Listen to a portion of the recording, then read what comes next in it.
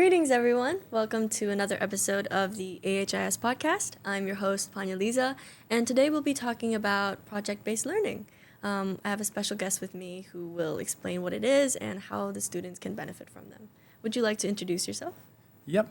Hi, I'm Mr. Joel, and I teach year 8 and 9 mainly English topics. English topic. Which is, it's kind of project-based learning.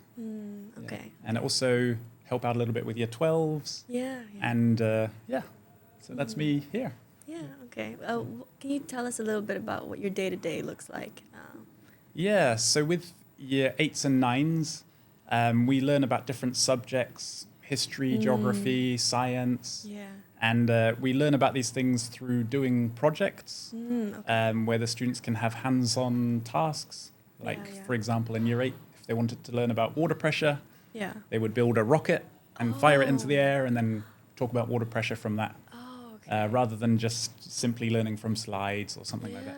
Yeah. So a little bit more hands-on and real world. They see how it actually works. Yes. Yeah, okay. That's really cool. Yeah, so a typical day would be in the classroom, introduce a topic, and then let the students get on with something and work together in a group. Yeah, okay. Can you tell us about a project that you did recently with them? Yeah, the year 9s, they made a documentary. So they went to Mondulkiri on their field trip. I saw that one. Yeah. Yeah, and then they wanted to find out about the communities there. And so they made a documentary and told about the communities. And then at school we had a competition, documentary competition. And in assembly they got judged by some judges and the audience could clap as well to vote. And That's really cool. Yeah, it involved teamwork, learning about media, and lots of different skills developed there. Okay. So that was a recent one. Yeah. I think the students quite enjoyed it. It sounds like they did. Yeah. So what would you say is the most important part about project-based learning? Yeah, I think knowing how to work with others well is collaboration, teamwork. If you relax too much and feel that the others will do all the work, then unfortunately the team fails. You're kind of only as strong as your weakest link. I guess you've heard that phrase. So it's good when everyone plays their part, does their part, and works together well, because that's what they're going to have to do in the future in their jobs. So it's kind of training them for the future as well, for their jobs. I see. Okay. Yeah. So if the students were to take away one thing from it, you would say it would be teamwork and collaboration. Teamwork, picking up new skills, like working with media, or building something, or it's not so much about the content these days, because you can get the content from AI or from Google. So that's not so important. It's more like, how can I find content if I need it, or how can I build this, or how can I work with others? So that's the most important. You mentioned that they built something. What's the most recent thing that you had them build? Yeah, the year 8s are doing a science project at the moment. Okay. Where they have to build something to do with sound and light or waves. Okay, I see. So a lot of electronic things. They have to see how circuits work and maybe program a little computer. So there's lots of kind of programming and circuits. And, you'll see in a few weeks maybe there'll be a science fair and. Oh, that's great. Yeah. So after every project, you usually have like an exhibit, or. Yes. Yeah. Okay. Yeah, we try to.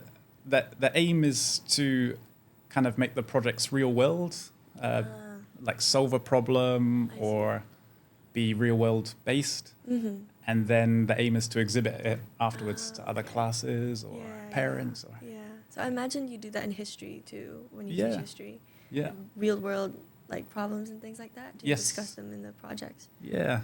So with the topic conflict and peace, we were learning about the world wars, but then we were applying it to now.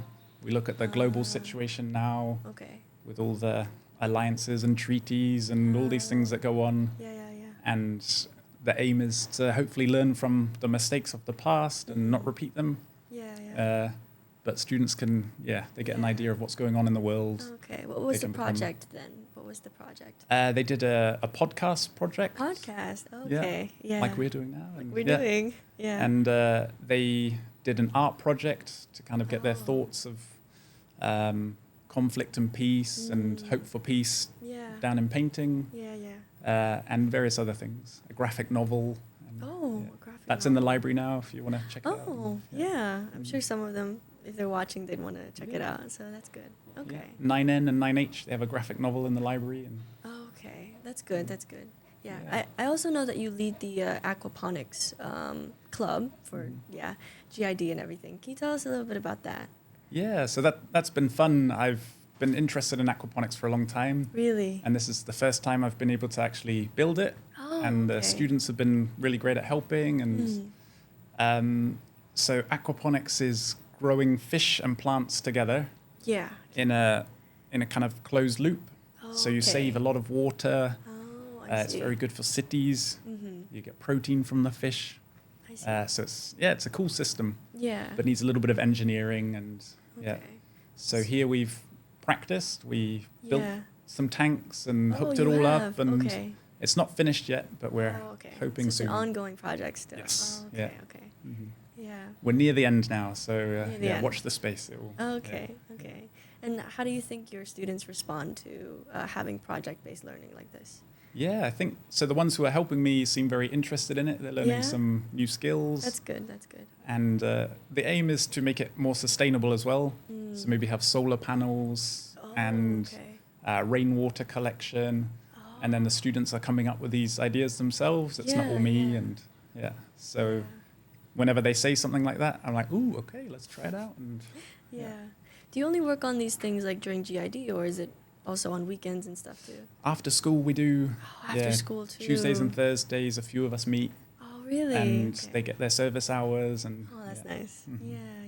They seem dedicated to it. Yeah, they like it. Some of them are, What do you like about it? What do you like about your project? I like learning new things myself and working with the students. It's not all me giving them the information and skills and stuff. They often find things out themselves and teach me, and then I learn something new as well. And like with the science project, they find out what they want to build. They tell me, and I'm like, okay, I don't know how to do it, but you do it, and Okay. So we learn together. You learn together. Yeah. What would you say what was the biggest thing that you've learned from teaching this? Just new ways of doing things, and like with the science project, I didn't know how to code these little computers, and some circuit things I didn't know about, and I had to research with the students. I see. And so I learned new things, and they did, and Okay. Do you see yourself doing something like this in the future, like a project that you give to your students, and you're like, oh, this is interesting. I'll probably apply it to my life or something like that. Yeah, like with the aquaponics, I'd love to build one again, maybe at home or but I like working with students, especially seeing them grow, and so I can imagine just keep doing this for the future, and that's great. Wherever I am in the world, and but really enjoy Asian Hope and doing the projects here, and it's a good place to be.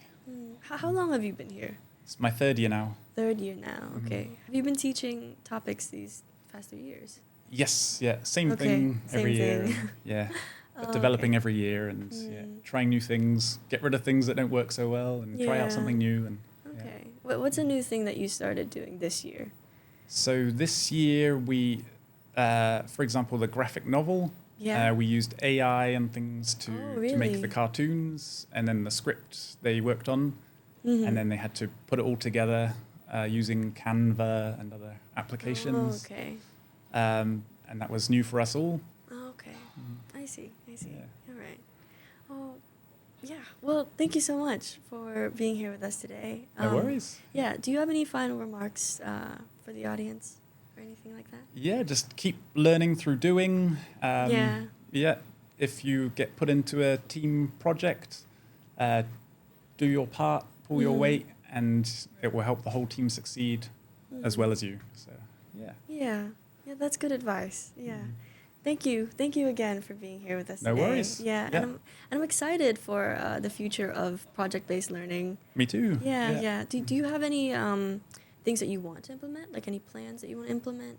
It normally is a bit more spontaneous, like a few weeks before I think, oh, we could try this or do it this way. Okay. But yeah, I'll have a think over the summer for next year. And, All right. yeah. So nothing concrete at the moment. Yeah, like I said, Okay. for aquaponics, I would love to do solar panels and Yeah. So I think of developing things like that. Yeah. The resources and everything, does the school provide them or do you? Yes. Yeah. Okay. Yeah, it's initially maybe I buy it and they refund me. Oh, I see. But they're very happy to get new resources and develop things as needed. Yeah. So yeah, the school's on board with these. Okay, that's good. I'm glad they are. You're doing a lot of good for the students and everything. So. Yeah, I hope. I really enjoy it. So. Okay. Yeah. Well, I really enjoyed my time here with you today. So thank you so much. For being here, and thank you guys for watching another episode of the AHIS podcast. Actually, this might just be the final one. So this is gonna be the last goodbye. Thank you for watching. Bye, guys. Bye. Bye.